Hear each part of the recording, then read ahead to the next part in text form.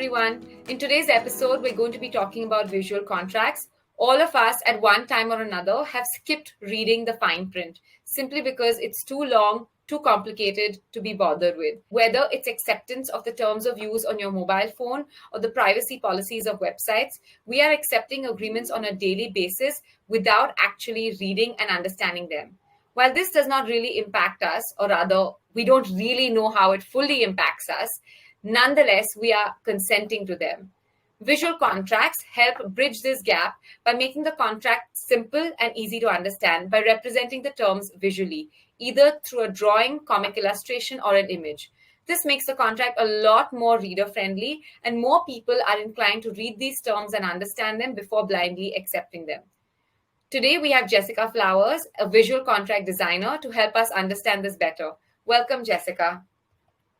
Hi, thank you so much for having me. I'm really excited to talk about this. It's great to have you, Jessica. I'm just going to give the audience a little background about you before we get into the questions. So, Jessica, while also a qualified intellectual property lawyer, has a background in branding and marketing. She's the founder of Buzz Law, a law firm that services the creative industry. She's super passionate about democratizing access to justice, and a really good way to start is by drafting more visual contracts. So let's jump right in. Thank you.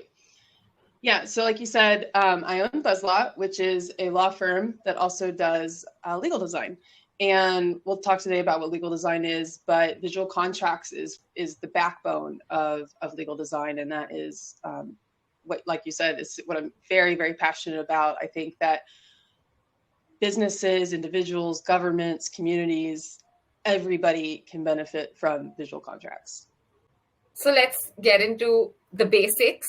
What are visual contracts and why are they relevant? Yeah, so a visual contract is basically, you've seen, like you said, like the fine print, right? You see all of these things that you agree to on a daily basis, but you don't really know what you're agreeing to. The common person doesn't speak legalese, right? And so what a visual contract does is it uses three different elements to redesign a document, a policy, a contract, so anybody can understand what they're agreeing to. So there's visual elements, and I'll go through all of these, but there's visual elements, plain language, and a good layout, like document design. Just imagine, a 15-page document in Times New Roman, 12-point font, and yeah, there's some headings, there's some lists, whatever, but it's basically just blocks and blocks of long text, right? Versus a document that almost looks like an infographic, where there's icons and colors and everything's very easy to read. There's bullet points. There's not as much text on the page. It's something that you would find so much easier to digest, and you wouldn't have to. Yeah, and you would be very clear on what you're agreeing to versus... because you would take the time to read it and understand it because it's so easy to do. Right, especially because, a lot of times with visual contracts, you end up with, you can take a 10-page, 15-page document down to 2 pages, so it's also much shorter. So somebody's attention span will also be able to digest all the information that they're agreeing to. Understand. So, Jessica, there is a lot of discussion around how visual contracts make justice a lot more accessible to the common man. Please tell us how that is the case. Yeah, absolutely. So with visual contracts and access to justice, they go hand in hand, right? And when we talk about contracts, sometimes it's not just contracts, like, party A is agreeing with party B to either sell something or agree to something. A lot of times it can take the shape of policy design or, information that's distributed in communities. So say there are local statutes about things, and there are communities all over the world that are underserved. Education levels different, their reading levels can be low. And, imagine if you gave a document or an image online or whatever, you disseminate this information to these communities that don't have high reading levels. About important, say, laws, right? And instead of posting, a 10-page document that's just full of text, you actually posted a 1 to 2 page document with images and the language is easy to read. that community and the people in that community are likely to understand the laws more, which means that there's probably a lower percentage that they'll violate those laws, instead of being like, oh, well, I didn't know that was a law because all you gave us was a 10-page block of text that I can't read. So that to me is paramount in the purpose of visual contracts. So that is how it ties into the access to justice, is really just making it, access is accessibility, is making these documents accessible to everybody, regardless of their education level, where they live, their economic status. That's the core. And that's the part that I am so passionate about, because just simple design can essentially, achieve so much more.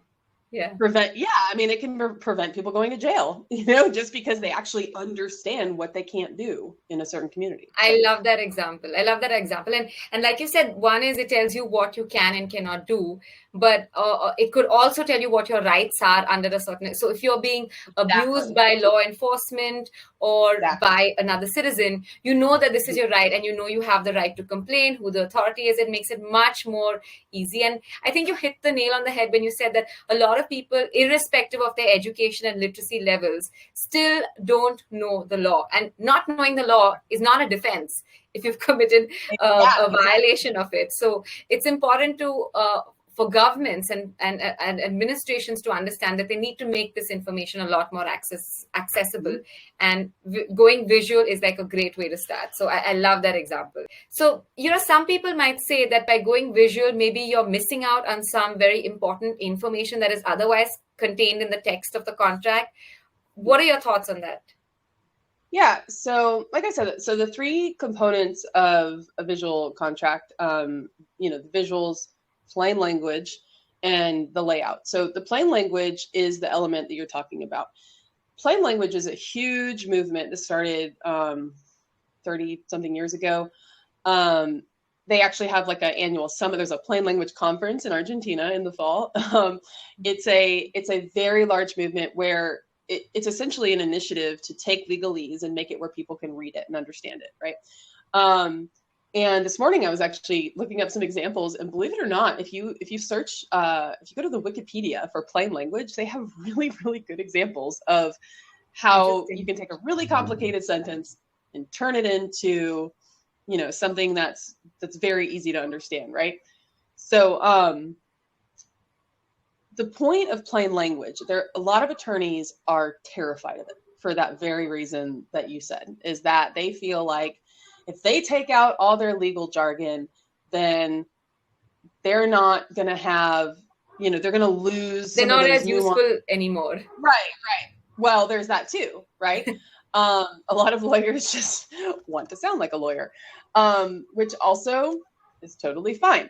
But when you're talking about these, access to justice initiatives and, these visual contracts, believe it or not, you actually come out with more clarity in a contract that uses plain language versus one that uses all legalese and is very difficult to understand, which actually leads to less litigation, less, it's a mitigation of risk. There's actually more benefits to taking out those nuances than that. And if they are important nuances, then obviously that would stay in. It's just how you present the information. I'll read you one of these examples from Wikipedia that I thought was really funny. Sentence: high quality learning environments are a necessary precondition for facilitation and enhancement of the ongoing learning process. In plain language, it would read, children need good schools if they are going to learn properly. I love that example because, the minute you get into legalese, you start losing your audience because you have to really concentrate and focus on the words. I don't even want to read. I don't even want to read past 3 words, much less listen to it. But then it's like another one. Firearm relinquishment is a mandatory condition. Plain language. You must hand over your guns. I love these examples. But that said, that's the basis of plain language. Like, do you understand? Like, if you put that plain language sentence in a contract, it's not like it loses any more weight because it's worded differently. I think it actually holds more weight because people are going to understand it more, or they're going to comprehend what they're actually agreeing to. Yeah. You know, firearm relinquishment and hand over your guns, take those two, you're definitely going to understand hand over your guns. Yeah. So that, I don't know. I think that words are actually more powerful when they're condensed.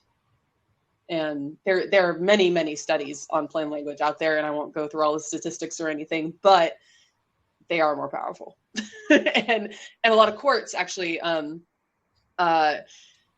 don't know. Yeah, I think we'll cover this topic, but plain language has been a really large international initiative.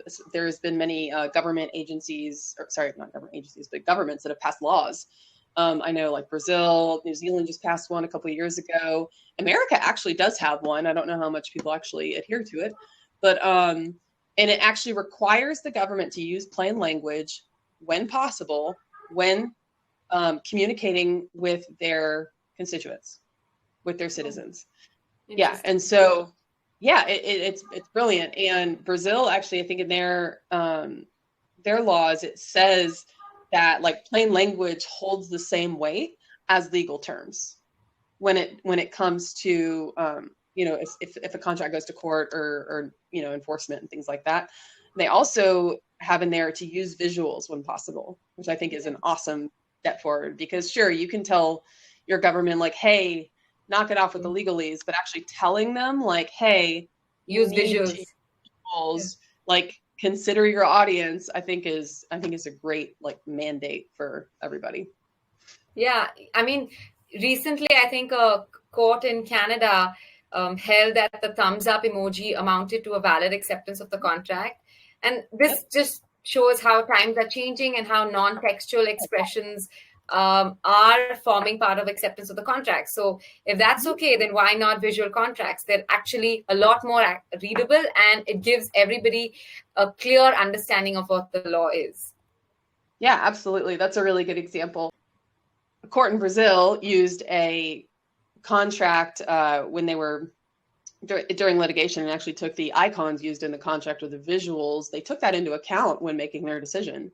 Like, I don't know the specifics, so I don't want to, say the wrong thing, but it was something along the lines of, oh, well, this image would clearly mean this to a normal person, similar to the thumbs up emoji. And so they were like, yeah, you agreed to that. Sorry. So it's really interesting. And it's interesting that we're seeing this from emerging economies. Mm-hmm. Yeah. I think they're setting a good example. Oh, absolutely. Absolutely. I think the more that these cases come out, I think the more it's going to come, I think the more important it's going to become to attorneys. Now, I don't think that every contract should be a visual contract. When you get into corporate contracts, which I've worked with contracts for probably a decade now in various lines of work, and now as an attorney, obviously I work with contracts, but there are some contracts that, you have to list out the text. So I'm not saying that everything needs to be that. I just that's a very good point to make. That not every contract needs to be a visual contract. That's no. There is still there will always be a need for normal, quote, whatever normal means, but normal contracts. With this just text, fine. But there are so many situations where businesses can benefit from contracts, especially the standard contracts and policies. So like NDAs, privacy policies, employee handbook policies. That's a huge one. Just things like that. Or if you have a standard, like an independent contractor contract that you have, like a standardized contract that you use consistently with people, and they are really agreeing to a lot of different terms. Those are fantastic candidates for visual contracts. And then here's another type that I came across. There's a company in Africa, and I forget the country, but they have, day laborers out there. And a company actually made a comic book explaining what the laborers are agreeing to when they work on a daily basis and to work for their employer. And then they sign it. They sign the comic book. Like, that's the contract. That's how this one visual design, legal designer helped a company explain what these people's rights are, how much they're going to get paid, what hours they have to work. So they went a step further and made it a comic book. I think that that's brilliant, Yeah. And it's a great example of access to justice, because they clearly understood. Because often you find these day wage laborers are the ones that have agreed to terms that are not really fair to them, and they agreed to it because they didn't really know what they were signing up for. So it's a great example that demonstrates how visual contracts democratize access to justice. Yeah, absolutely.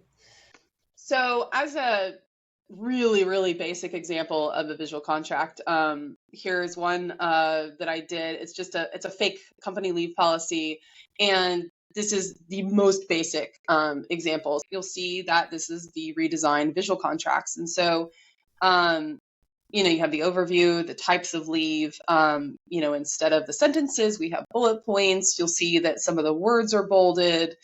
You have icons to explain the types of leave. You also have colors, branded company colors. That's one of my favorite things, is making the documents match the company. Even when I'm doing fake documents like that, I'll kind of create like a fake company in my head, like what are their brand colors and their fonts and things like that. So all of these things combined just create this just much easier user experience for whoever's reading it or agreeing to it. Things like this, even, like I said, even though it's not a contract that people sign, it's still something that they're agreeing to. It's a policy that this company has. So the employee needs to know their rights. They need to know how many days a month, days a year they're getting off, how to request time off, things like that. So it's very important information to have. And so the three elements I talked about earlier. So we have the visual elements, plain language, and the UX, the user experience. So the first one is the images. You'll see the icons on here. Lines are considered that, how it separates the information. 2, plain language. A lot of these sentences have been condensed or just separated into bullet points just to kind of, space out the letters so it's easier to read. There's also bolding, which I kind of toss into the plain language bucket, because when you bold certain words, that pops out, right? That's important for people to know. And then the user experience obviously is going to be much easier to find what information they're looking for on this document versus just text. So it's kind of an overview. Great. Thanks. I think it's a great example. Jessica, you had one more example that you wanted to show us of the visual contract, a privacy policy. Yeah. So this is a privacy policy, again, just kind of a dummy one that I'm working on right now. And it's just a really good example of how you can take a really boring policy that's just words and actually put it into images and visuals and language people can understand, and then they know what they're agreeing to for their privacy policy. First page, you'll just see it's very basic. This is a PDF, right? So this would be to be disseminated, via electronic download, or if they wanted to print it out, they could. If this was a web page, it would look different, So this is just a PDF. Second page is a welcome. Again, this is a fake company. The branding logo I made super easy. But the second one is just, explaining what the policy is, what you're about to read. Very easy. Then you have the table of contents on page 3. And then you get into the meat of the privacy policy of, here's the information we collect, what we do with it, things like that. And then on the side, you'll see left, there's actually a menu where in PDFs, you can actually click on links now. So it's an interactive PDF. So when you're on any page in this PDF, you can actually, will be able to, it's not finished yet, but you'll be able to click on these and then it'll go directly to that page.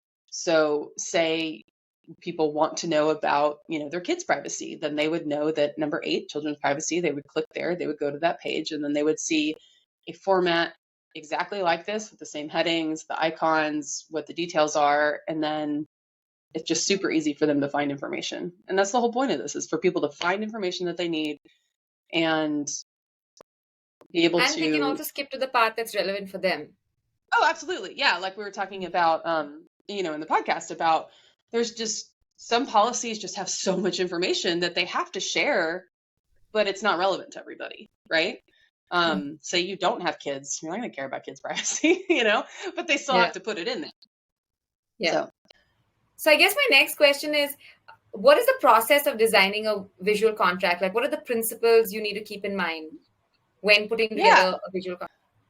The process of designing a visual contract starts like you would any type of design of any document inside or outside of legal. And that is, who's your audience? Who is this going toward? Is it toward children? Is it a privacy policy for children? That's going to look very different than a privacy policy targeted for adults. Or is it an independent contractor agreement for artists? Or is it for, engineers? It's just very different, right? So you always have to know who your audience is. And then you can start doing that, because then the baseline level of what they're used to or what you can expect them to comprehend and be familiar with. So after that's done, you take the contract, and most do have headings. Some don't. Some are terrible. And I like to go through, and I'm kind of a nerd. I like to print things out and highlight and write on it. And I'm just kind of old school. I like physical books. I don't like ebooks, Yeah.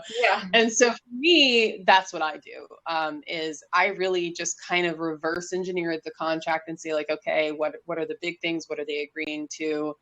And then you can start pulling out the big stuff. And then it's kind of like law school. I mean, you just make an outline, right? Like what's the top? Yeah. And then it's the basics of information hierarchy, where I like to think of my background's actually in music. I have a degree in music technology. That's what my bachelor's is in. But there's a saying, if something's always loud, you're never going to know what the loudest part is, right? So that's why you have dynamic. You have soft and then loud and soft and then loud, and then when something big is going to happen, right? Or think of sports announcers, right? If they're shouting through an entire soccer game, football, sorry, this is international, you're never going to know when the hype moment is, right? Because they've been shouting the whole time. But if they're just chit-chatting, and then it's like, then what's important, right? And it's the same thing. It's the same thing with design, right? And that's why the term the wall of text is what we try to avoid, because you have no idea what's important. You can't see the crescendo in text. Exactly. So when you start, doing headings in bold and then subheadings and then the body text and then bullet points, and then you can bold words, things like that, then we live in a day where people skim, right? We can all agree with that. And they're not going to read everything. So what your job is to pull out that important information. And that's why I think attorneys make some of the best legal designers, is because we know what's important.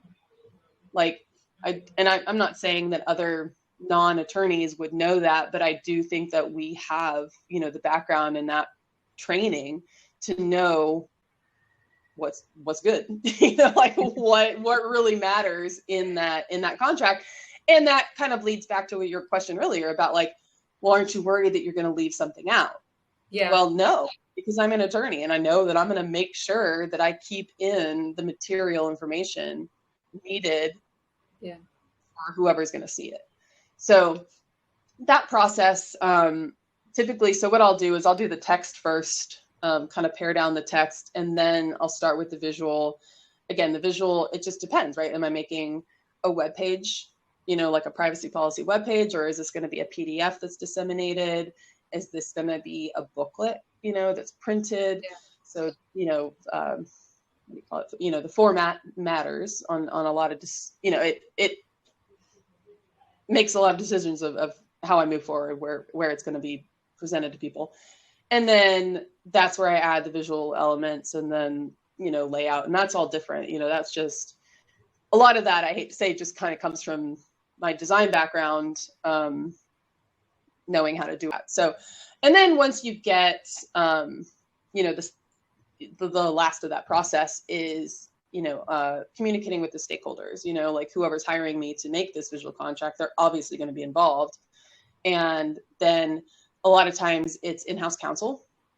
that wants a policy made. So they will take the document that I made, review it, and then again, back to what you said about leaving things out, they're going to be the final say on, can we make this as simple as you're saying, or do we need to make sure that there are, a little bit more legal words or nuances or things like that. And then, it's just like a normal design project where you just make sure that there's revisions and things like that.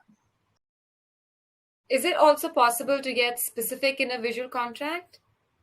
Yeah, absolutely. Yeah. There are a couple different ways for that. If it's a web page, you can always do the drop down bars, where there's like a bar and then like information drops down. That's one of my favorite tricks, because it's like, if people really want to know, they can find it. So Jessica, I think there may be some lawyers out there who are looking to start their visual contract designing journey. What are the pitfalls to avoid? How would you advise them to go about this process? One of those pitfalls is in the context of plain language, is that either you take the original text of the contract down to too little information, or you still have too much, right? You're not breaking it down enough. And I think finding that balance is what practice makes you really good at. Finding those sentences and those language elements. And it's different. And another thing too, it's different in every language, right? And especially translating to English. So like, I've seen attorneys, that English isn't their native language. So like in Europe, and when they try to condense English down, it is still very wordy, because it's just not their first language. So there's also that, to consider when it comes to that. Very interesting. Thank you so much, Jessica. I think it's been a very engaging and insightful conversation about visual contracts, what to do, how to start drafting them, what to avoid, especially over design, and how it finally leads to democratizing access to justice for the common man. I love this conversation. Thank you so much for your time. I did too. Thank you. Anytime.